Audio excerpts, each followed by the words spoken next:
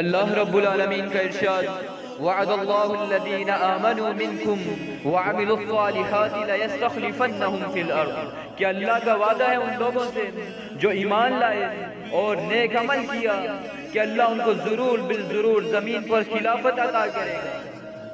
غور سے سنیے، کیونکہ اس کا مخاطب ہر وہ شخص ہے جو خلافت کا نظام چاہتا ہے۔ اگر خلافت کا نظام قائم کرنا ہے تو پہلے اپنی ذات میں خلیفہ بنیے۔ اللہ نے آپ کو ایک جسم دیا ہے، زبان دی ہے، آنکھیں دی ہیں، کان دیے ہیں، یہ سب آپ کے پاس اللہ کی امانت ہے۔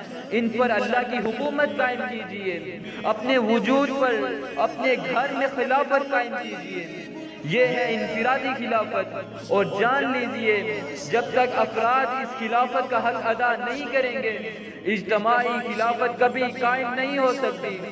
اور یہ بھی جان لیجئے کہ خلافت محض دعاؤں سے کبھی نہیں آ سکتی۔